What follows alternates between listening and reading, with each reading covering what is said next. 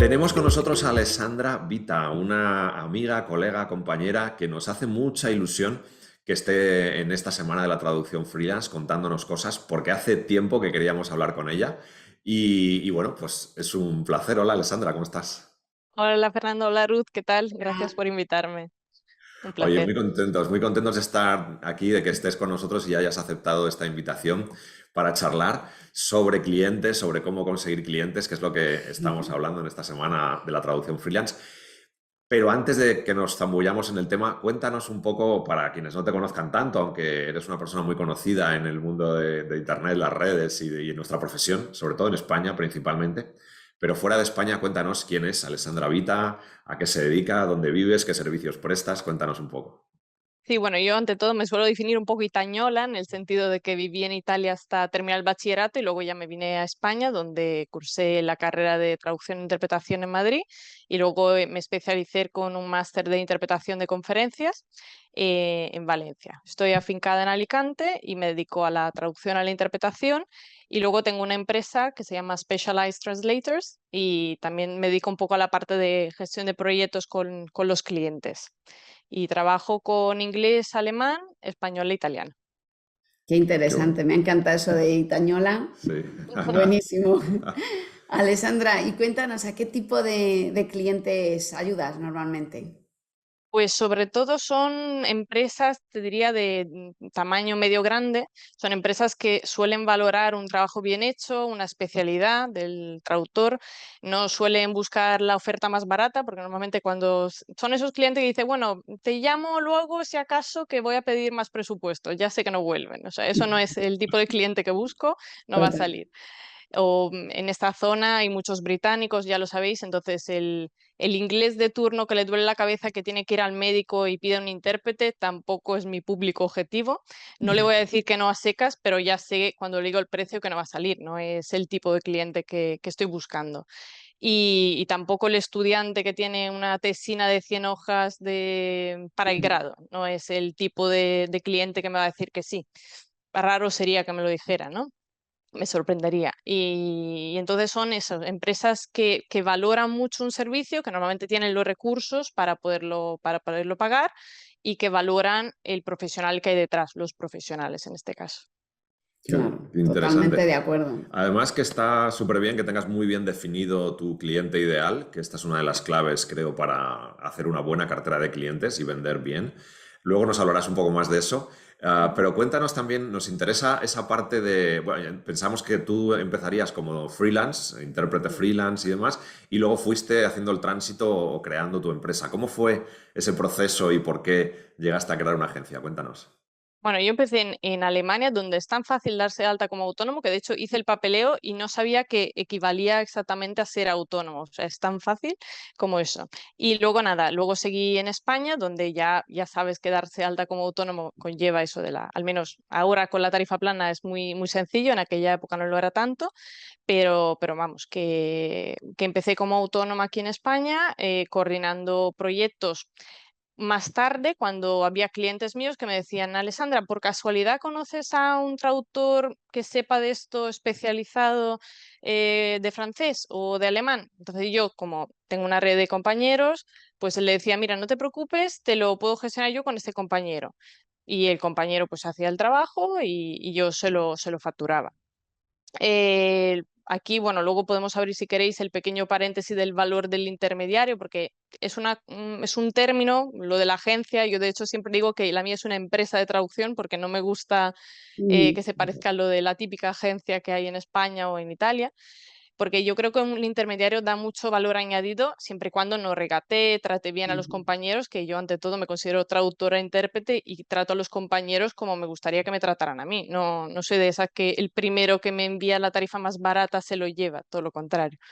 De hecho, hemos colaborado porque justo valoro que vosotros, vamos, más especializados que vosotros en traducción jurídica, creo que cuesta, ¿no? O con Pablo, por ejemplo, en traducción médica.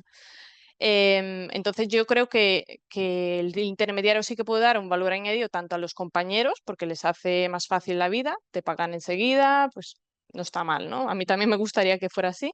Y al cliente porque le resuelves un problema, ¿no? Tú das con el profesional adecuado porque el cliente igual pues busca en internet y le sale el primero que no tiene por qué ser el mejor, ¿no? Igual sí que le sale más barato, pero de nuevo, no es el servicio que él busca. Entonces le resuelve, digamos que todo el mundo sale ganando, ¿no? Los compañeros, la empresa en cuestión y el cliente final. Claro. Digamos, de alguna forma que como te fueron llegando encargos de otras especializaciones o de otras combinaciones y no sabías decir que no al cliente, ¿no? Pues buscaste la vida No, para... bueno, más que no decir que no, es que me gusta a mí siempre he tenido un poco la actitud proactiva de decir, yo te resuelvo el problema. Para mí eso es muy importante. Es totalmente respetable los que no lo tienen. Hay gente que dice, mira, yo traduzco el texto y ya está. No me quiero encargar de gestionarlo, es un problema luego de cara al papeleo, es una responsabilidad que no quiero. Y me parece respetable. Pero yo siempre sí que he sido siempre de decir, mira, me gustaría resolverte el problema. Como yo tengo esa red, te puedo ayudar, doy con el profesional adecuado, todo el mundo gana en el proceso, ¿por Claro. qué no? Y Claro. entonces, claro, luego ya a lo largo de los años era más fácil dejarle claro a cualquier cliente, hasta los que no nos conocía, que nosotros nos podíamos encargar si le poníamos un poco un contexto más formal, ¿no? Lo de una entidad jurídica en vez de persona física. Y con un nombre que, bueno, es muy difícil de deletrear cuando Vodafone o el cartero te dice, ¿eres especialista? Sí, digo, sí, soy yo, ¿vale? Entréganos el paquete. Eso, el nombre es complicado, pero sobre todo para comunicárselo a un cliente extranjero que busca a alguien especializado, ahí sí que digo, mira, lo elegí bien el nombre, ¿no? De la empresa, Specialized Translators, porque siempre se encarga del proyecto la persona más especializada en el tema. Qué bien. Claro, qué interesante. Oye, Alessandra, y cuéntanos un poquito cuáles son tus mejores clientes. Ya nos has hablado qué tipo de clientes ayudas, cuáles son los mejores, no hace falta nombre, y qué estrategia de marketing has utilizado y utilizas para captarlos. A ver, tengo que decir que invertí bastante tiempo en pues, la web y pues conocer a personas, ir a ferias en aquel momento. Ahora vivo un poco de la renta, en ese sentido me he vuelto un poco más perezosa, no invierto tanto tiempo en el marketing.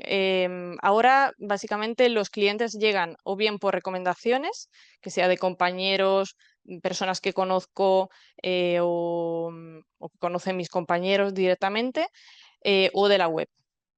Sí, y cuando ¿Vale? empezaste, Y eso que hacías, cuéntanoslo un poco más de ese tipo de estrategia. mm, pues sobre todo me centré mucho en conocer a los compañeros. Y yo creo que para quien empieza, pues ahora que el mundo post-pandémico, pues volver un poco a los congresos, ponerle cara a compañeros, porque Ujú. sí que de vez en cuando hay un compañero que no llega al proyecto y si tienes buena relación y confía en ti, pues te dice, mira, ¿me puedes ayudar con esto? O conoces hasta, yo qué sé, gestores de proyectos que trabajan en una agencia, que te pueden dar trabajo, hasta para los estudiantes que nos siguen, hasta vuestros compañeros de Erasmus. No digo solo los de la propia carrera, hasta los compañeros de Erasmus pueden ser fuentes de trabajo en el futuro. Yo trabajo para pues, organismos internacionales porque un chico que había conocido yo cuando estaba de Erasmus en Alemania, pues confiaba en mí y me llama cada vez que tiene un proyecto de traducción. ¿Vale? Incluso gente que luego no acaba en el mundo de la traducción, que acaba en otros sectores, puede ser una fuente de trabajo. Entonces, ya simplemente el tiempo trabaja con vosotros. Eso sí, tenéis Claro. que tener un perfil, una actitud que pueda resultarle interesante o de confianza de cara a los demás, ¿no? Luego, pues eso, invertí mucho en la web. En Ujú. aquella época era más lo de tener un blog, ¿no?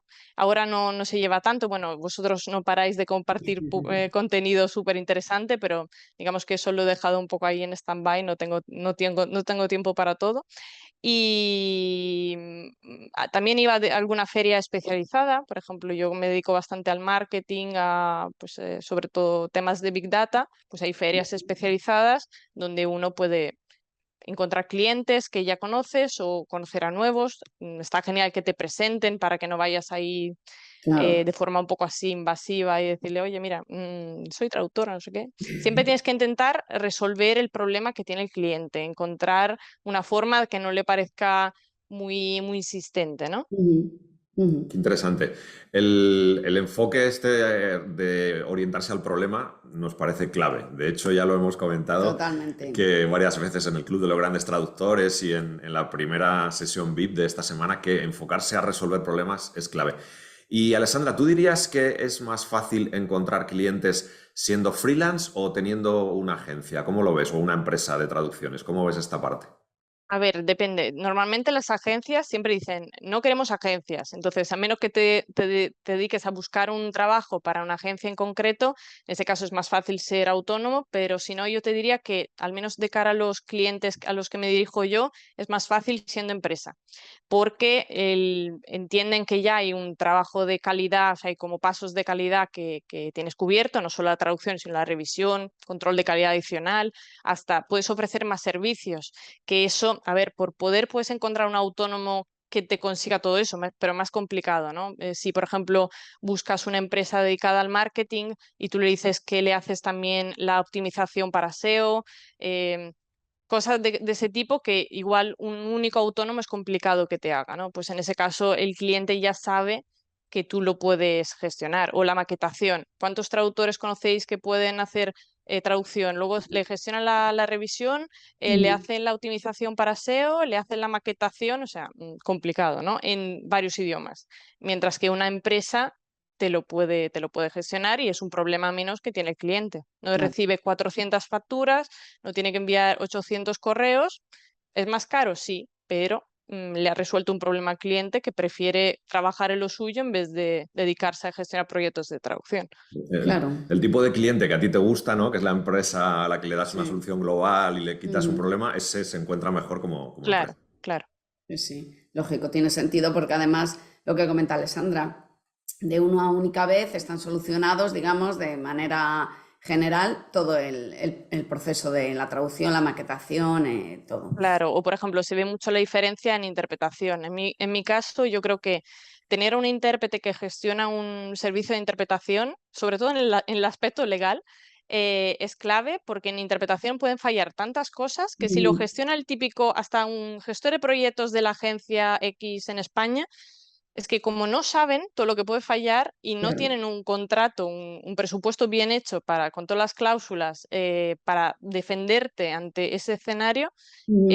es clave. La diferencia se ve muchísimo, los compañeros se benefician muchísimo de cuando es un compañero intérprete quien gestiona respecto a un don nadie o si el cliente lo coordina. No, no, van a ser 2 horas. Yo he tenido encargos de 11 horas que se supone que eran 11, eran 2 horas solo y luego Sí, acabamos en un juicio. O sea que... claro, yo eso lo he vivido también cuando trabajaba por cuenta ajena. Es lo que Ujú. comentas tú, el gran desconocimiento, que te dicen, bueno, es una reunión. Yo recuerdo una vez que hice una interpretación, nada, era una reunión que iba para media hora. Son 20 Mm. minutitos que lo vamos a Sí, sí, resolver sí. Súper enseguida. fácil. Eran las 8 de la tarde y llevábamos desde las 8 de la mañana y eso no había manera de acabarlo, no se Sí, ponían sí. de acuerdo, Sí, discutían. sí. No hace falta ni que te la prepares. Súper sencilla, ¿no? Tú vente y ya está. Eso te dicen, ¿de qué Me vais a hablar? suena. Normal, vamos, que eso lo sabe cualquiera, es el desconocimiento y el poco no saber en qué consiste esta profesión, ¿no? Es Sí, muy sí. interesante lo que Claro. comentas. Bueno, vamos a un tema candente que es tarifas, precios y demás. Nosotros sabemos que tú no eres precisamente la más barata del mercado, como tampoco lo somos nosotros. Como Entonces, justo que sea. hay clientes ahí fuera dispuestos a pagar buenas tarifas cuando tú presentas un trabajo de calidad y a vivir muy bien de la traducción y de la interpretación. ¿Qué le dirías a todos esos traductores, intérpretes que se quejan, que no se puede vivir bien de esto, que me pagan muy poquito? ¿Qué les Que dirías? no consigo A ver, clientes, de calidad, que todos los clientes... todos empezamos y yo creo que, no sé, decidme vosotros también, pero para mí eso es el aspecto más complicado del autónomo.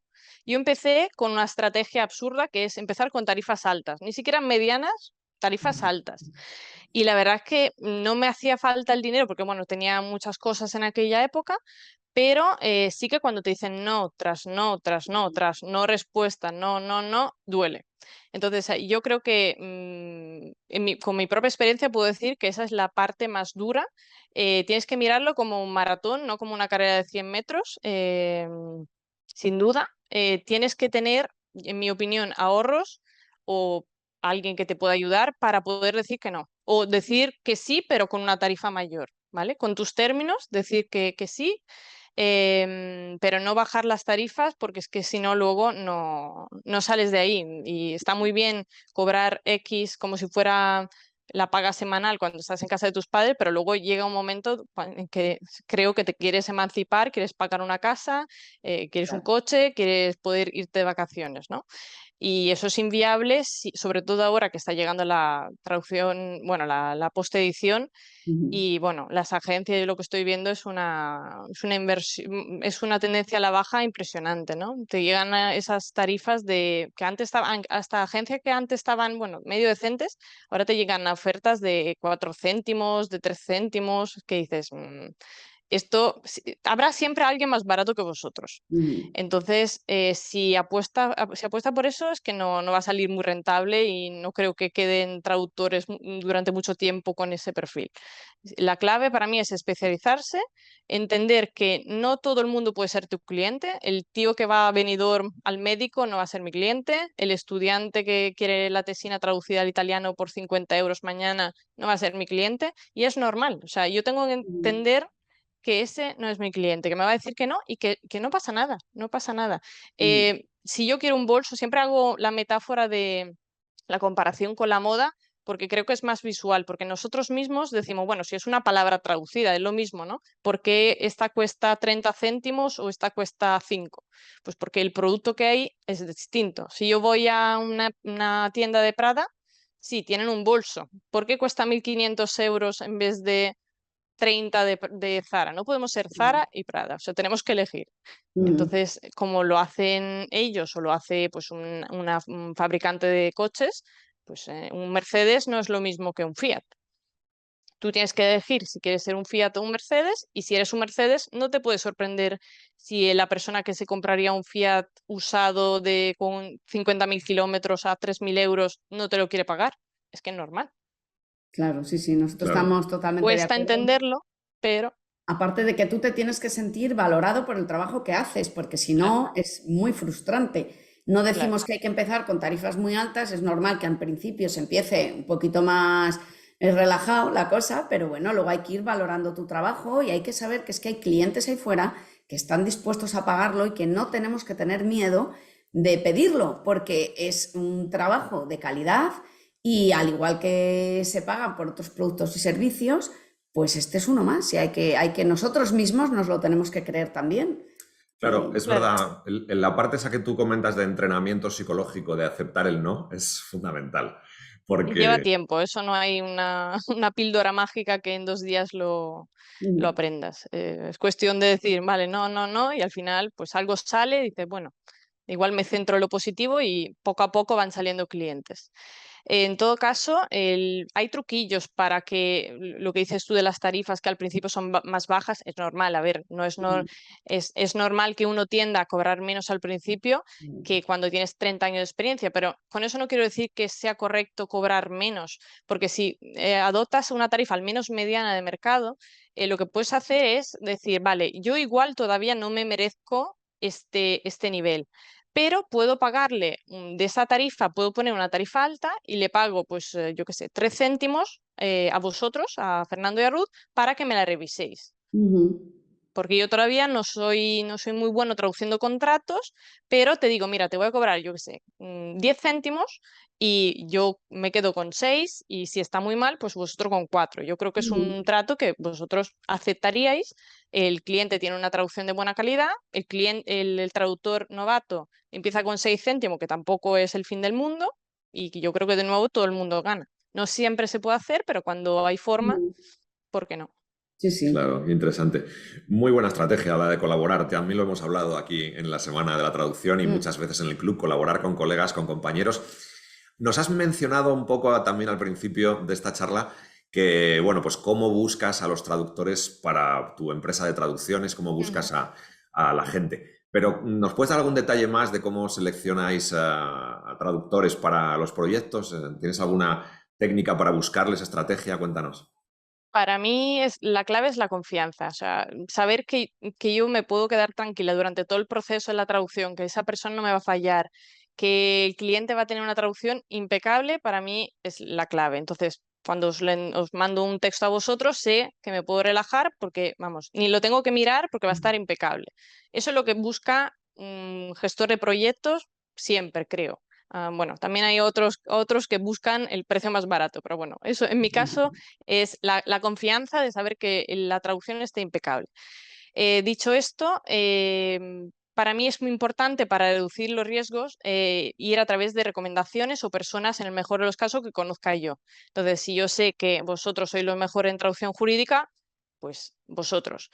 Pablo es el mejor de traducción médica, o Fernando Navarro, vamos, que mejor imposible, ¿no? Si yo no conozco a nadie, por ejemplo, puedes preguntar, de vez en cuando pregunto por Twitter, por pues, algún foro de traducción de compañeros que conozco. ¿Conocéis a alguien que sea especializado en automoción en catalán, por ejemplo? Pues pregunto, ¿no? Siempre que haya alguien que valide, ¿no? Que dé un poquito la cara por esa persona porque ya ha trabajado con él. Los correos así que te llegan de una persona desconocida, cuanto más lo personalicéis, mejor, porque hay más probabilidad de que yo lo lea, pero la verdad que es un poco arriesgado, ¿no? Porque no, yo esa persona no la conozco. Por mucho que te haga una pequeña prueba de traducción, siempre en mi caso te da más confianza una persona que ya sabes cómo trabaja, que así apostar. Hay casos donde, por ejemplo, te piden un idioma muy raro, es una emergencia, es algo urgente.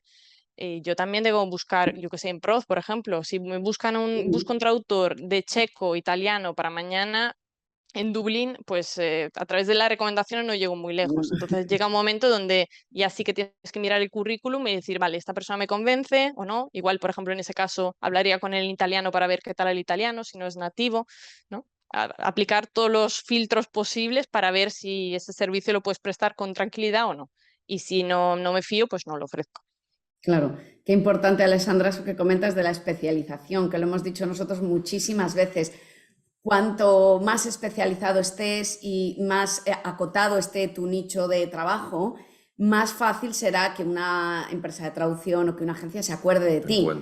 Porque muchas veces nosotros hemos recibido currículum de muchas personas pues que comentan que dominan varias materias, además muy dispares entre ellas. Sí, porque médico, claro, jurídico, eso literaria. Bueno, jurídico, económico, financiero, correcto, Ya está puede. bastante vinculado, pero medicina, publicidad, arte, gastronomía, no puede ser. Porque Geografía e historia. Sí, no me puedes llegan a estar mí también. especializado en todas esas materias ni ser, Sí. vamos, pero por una mera cuestión de imposibilidad, de ser un experto en Sí. todas ni En estar eso, actualizado. claro que less is more. Sí, sí, Totalmente. pero está el falso mito este o la creencia de que no te especialices porque te cerrarás puertas, entonces traduce de todo, que llegarás a más gente. Es al contrario. Sí. Realmente es especialízate más en áreas que obviamente tienen demanda Claro. y llegarás a los clientes adecuados. Nosotros lo vemos Claro. así. También es verdad, bueno, eso seguramente lo habréis dicho vosotros mismos durante este congreso también.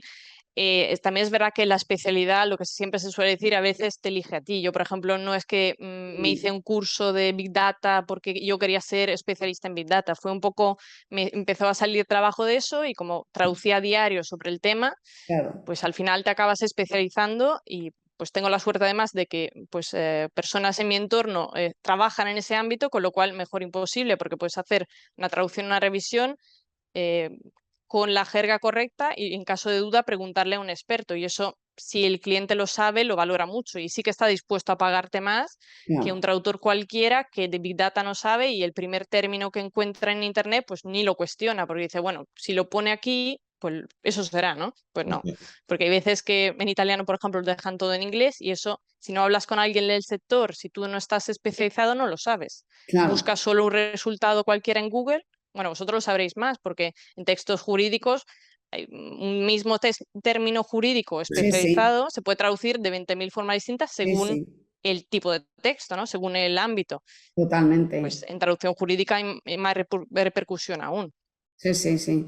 Efectivamente, y lo hemos comentado en muchas ocasiones, nosotros que hemos trabajado muchísimo para empresas, para aseguradoras, un mismo término, como por ejemplo el término claim, para una empresa significaba siniestro, para otra empresa significaba reclamación, para otra, o sea, que además de eso tienes que estar lo más atento posible a tu cliente y efectivamente ese tipo de cliente sí está dispuesto a pagarte a ti porque sabe que eres muy bueno en lo que haces y que lógicamente le vas a ofrecer una traducción de calidad. Entonces, bueno, Siempre pues estamos totalmente de acuerdo.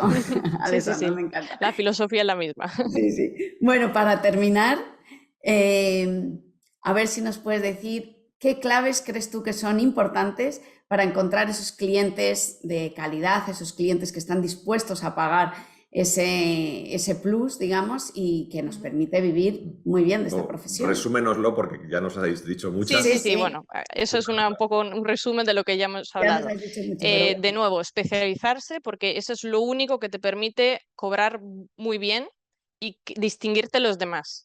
Luego, además, si los cuidas muy bien y le regalas un poquito de turrón en Navidad, eso viene genial, para que se acuerden de ti. Eso sí, para mí es muy importante eso, el trato con el cliente y cuidar muchísimo el gestor de proyecto, la agencia, el cliente final. Eso sí, hay el peligro de que esa persona, si tienes cuidada solo una persona, como se vaya esa persona, el cliente a veces pasa que se pierde. Entonces, si consigues extender un poquito el alcance, por si acaso, mejor. Qué bueno, Entonces, conocerlos en persona, si los tienes cerca, pues aprovecha, les avisas, mira, me paso, os invito a un café. Si hay más personas del equipo, mejor, porque te conocen y si esa persona con el que tú tienes contacto de nuevo se va, pues claro. la otra también te conoce y se acuerda de ti, mira, nos tomamos ese café ese día, necesito una traducción. Pues estupendo, no tienes que empezar desde cero o directamente no has pedido cliente, ¿no? Claro, Y qué además, bueno. ese trato personal genera esa confianza necesaria que tú nos has hablado antes, ¿no? Sí, no, eso es clave. Y yo lo he visto mucho. Yo cada vez que tengo clientes aquí en España aprovecho porque si estoy por la zona, por una interpretación, aprovecho siempre para intentar, pues eso, ir más allá del correo, ¿no? O de la llamada. Claro. Qué bueno. Qué bien, me encanta. Muchísimas gracias, Alessandra. Muchas Nos has dado gracias. Gracias a vosotros. de claves, te lo agradecemos un montón. Seguro que quienes vean tu participación aquí en la semana van a estar tomando notas Sí. y bien a gusto porque hay un montón de cosas valiosísimas que nos has contado y esperamos verte pronto en alguna otra actividad del club. Igualmente, muchas gracias. Un abrazo muy fuerte, Alessandra, gracias. Un abrazo a todos. Hasta luego. Adiós.